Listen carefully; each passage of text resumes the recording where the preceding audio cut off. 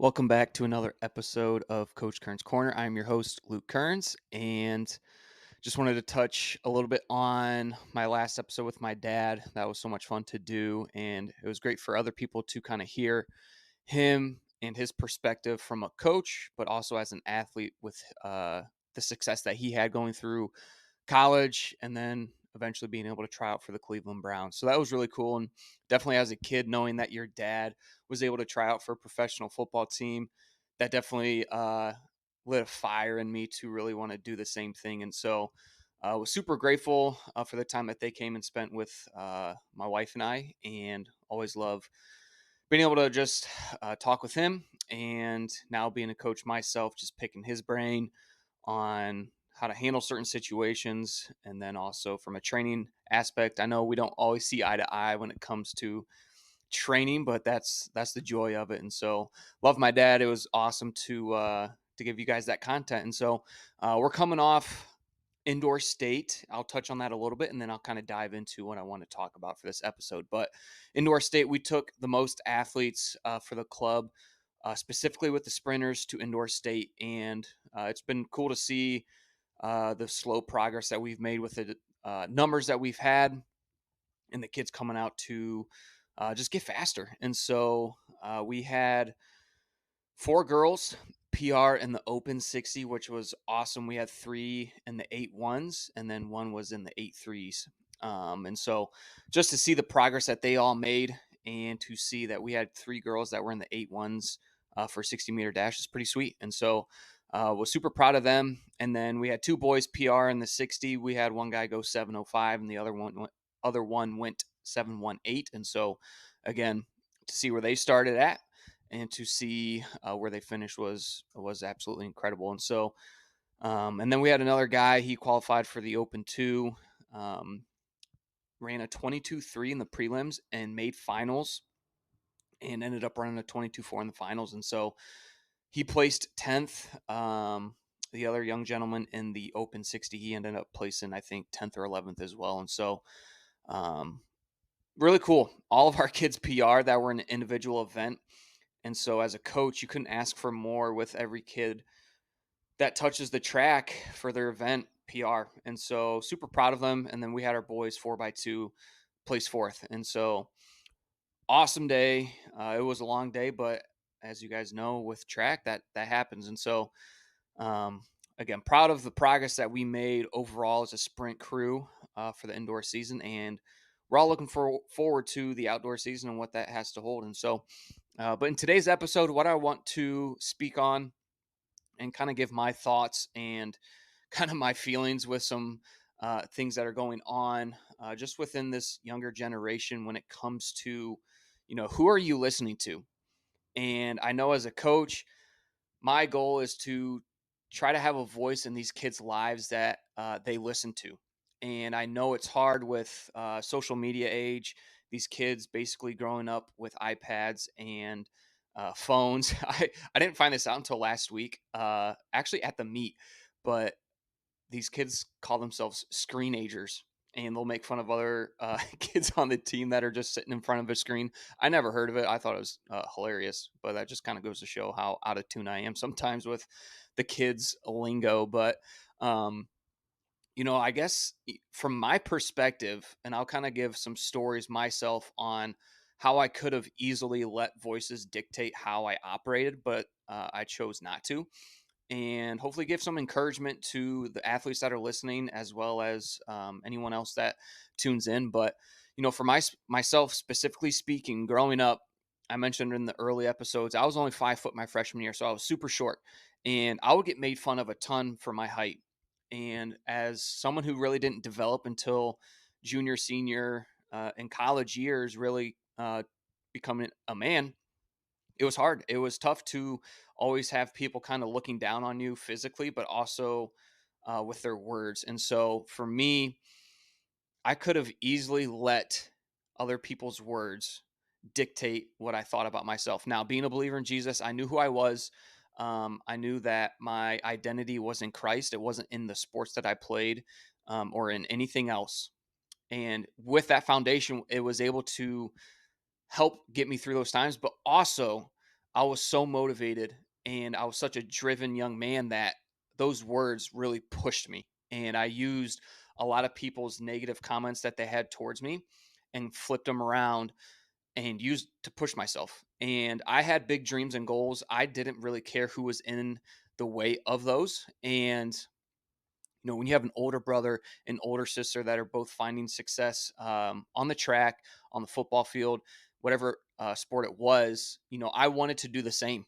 And especially when you have a dad who is successful as he was, you just kind of have that built in you that you want to be the best you can be. And for me, I had a lot of kids that would make fun of me, not only for my height, but I chose to not swear. That was just the way my parents raised me. It was more the sense of, if you can't have self control with the words you say, you can't really have self control at all.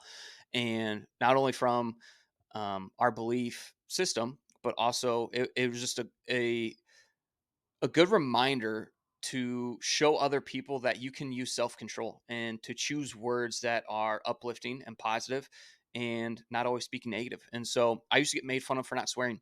I used to get made fun of for not going out and partying with kids because I chose to either hang out with friends that kind of had similar mindset with me that didn't like to party. But also, there are a lot of weekends that I spent probably by myself just because I didn't want to put myself in positions that were going to jeopardize my future, but also I had a high respect for the way that my dad raised me. And he was inside the same building I was with the high school. He was a teacher, he was my coach. And so I wanted to uphold our name the best way possible and not put myself in negative positions. And so I got made fun of for a lot of different reasons. And I could have easily let those words control my mind, control how I acted, and basically dictated what I did with myself. But I didn't. I really used people's words to push me to the next level.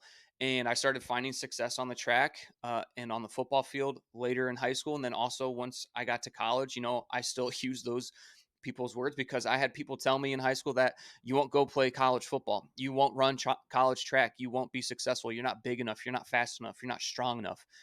All these words, and, I heard them all the time, and I pushed past it. And what's even funnier and crazy is when I got to college. So again, I was probably 5'9", 175 pounds, maybe. Um, I was called the fat sprinter just because some of the guys on the team, they got the washboard abs and they're just super lean. And I wasn't by any stretch heavy. I was only 175 pounds, maybe. And I got made fun of, and kids on the team, they used to call me the fat sprinter out of nowhere. And to me, that made no sense. But again, I could have either let those words dictated how I viewed myself, or I could use those words to push me to the next level. And I did just that. I used those words and those negative comments about me from people who are like actually close, or I would consider them close or friends at the time. Um, and I pushed myself to become an All American, qualified for national 4 times. I did it, and I used those words. And what's really funny is I will never forget this. There was one of the kids that was on the team who I considered a friend at the time, and we were in the weight room, and he was just kind of jabbing at me a little bit just because I think he was a little insecure about himself and what he wasn't able to actually achieve. And he was just calling me, oh, you're a fat sprinter and this, that, and the other. And I was like, dude, until you have two A's next to your name, let's have a conversation. And I just left. And that might be arrogance. That might have been a little bit of a jab at him. But honestly, I was so sick of people just telling me who they thought I was just because of a physical appearance that I just because I didn't have a washboard abs, apparently I'm fat. And so it's funny to look back now and see how those words pushed me. And even till today, even starting this podcast, I've had people tell me and make comments that, you're not pushing enough content, or, you stop doing the podcast as consistently. It's like, dude, I'm a dad. I have a job. I coach. When I get home at night, I want to spend time with my wife. I want to spend time with my kid and pour into them as much as I can. And by the time it's 8:30, 9 o'clock, some nights I just don't have it. And so I could have easily listened to those voices who, might be judging me even as I speak and saying that, well, he's just another one of those dudes who's going to start a podcast and then quit after a couple episodes just because that's the cool thing to do is to start a podcast and not continue it. I know people are thinking that. And to me, that's what drives me. And regardless of the consistency of how much I'm dropping and the frequency of it, I'm still going to do this. And I'm still going to get in front of this camera and speak what I feel. And I guess for you as an athlete, like who are you listening to? Are you listening to people in your life that are actually going to push you and make you better as an individual and as an athlete? Or are you listening to people who are constantly complaining? They're constantly negative. They're constantly getting themselves into trouble. They are constantly, belittling other people because they're insecure about their own self. Like, who are you listening to? And I think in today's day and age, specifically when it comes to training, social media has impacted these kids, and this is just my opinion, negatively impacted them into ways to which they now think they know more than their coach because they see people on Instagram or Twitter or any social media platform, YouTube, you name it. They're putting out great information. It not all of it's bad, but they're now getting into a position where these kids now think that they know everything about a certain subject just because someone who has knowledge posted something about it, and now it automatically means they know more about it than a coach. That's a problem. And that's going to cause athletes to become uncoachable, unwilling to work hard, and really cause a lot of friction with how they view training.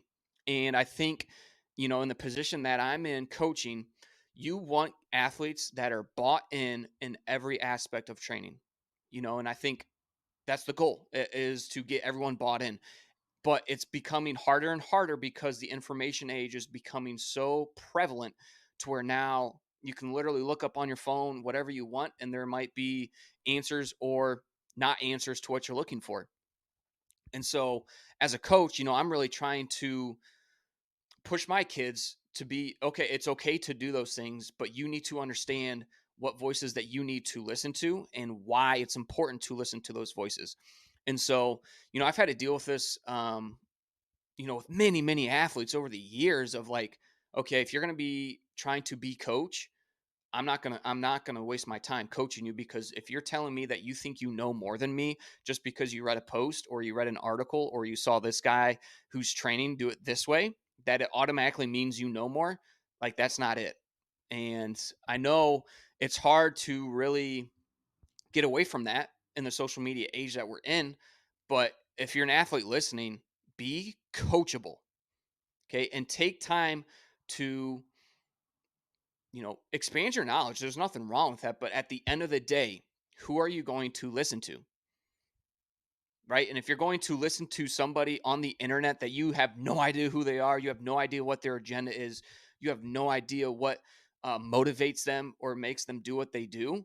And a lot of times, I'll be honest, it's just for money. Okay, but that's a whole different story. Or you're going to listen to coaches that are in your life, not just me, but people that are in your life that are going to speak some hard truths to you and who are going to push you and make you better, not only as an athlete, but as a human being. And I think so many times kids fall into the trap of thinking that they know more. And, my encouragement for young athletes is stop doing that. Be the best you can be coachable, and be willing to have a sense of humility and understanding that you don't know everything. And I'm not sitting here saying that I do. I don't know everything. I've mentioned it before, in the previous episodes, that I'm still trying to learn as much as I can. But I also have 10 to 15 years of experience with personally running track or coaching track, and trying to dive into as much as I can with the knowledge that I've gained and continue to push that knowledge to make my athletes the best that I can. And so, I think it's so important for young athletes as well to surround yourself with athletes or friends that are going in the same direction as you. And if there are people in your life that you need to drop off at the train station, you need to. And if they're not pushing you in the direction that you need to be going, and they keep pulling you back or pulling you in a direction that's not in the same way that you want to go, you might need to cut some ties. And that sounds harsh, but honestly, I had to do the same thing in high school. I was okay with it because, again, I knew that some of these people that I was friends with in high school, I would never talk to again. I would never see again. I would never communicate with again. I was cordial to them, but I wasn't trying to be buddy buddy with them and do the things they were doing. And I know a lot of athletes, you want to try to fit in, you want to try to find a quality friend group, and that's great. But you also have to evaluate, are my friends telling me things that are going to either help me or hurt me? And if you're surrounding yourself with friends that they get mad if you're not hanging out with them on the weekend because you have bigger and better dreams than they do, and they get mad and they start calling you names like try hard or sellout or fake, who's the fake one? Right? If they can't support you in the dreams and goals that you have for yourself, who's the real friend? Right? And so it's so important to make sure that you are surrounding yourself with people that are going to take you in the direction that you need to go. And you might need to sacrifice some relationships. That's just the way it goes. And you need to cut ties with people. That's just the way it goes. And it's hard. It's not the most fun thing to do. But again, look at what your end goal is, kind of go back from there, and what's it going to take to get to where you want to go. And so my encouragement to everyone listening, who are you listening to? A, and B, are the voices you listening to either getting you closer to where you need to go to, or are they taking you in a direction that is opposite of where you want to go? And so that's all I have to share for today's episode. Hopefully you guys enjoy, and we will catch you on the next episode.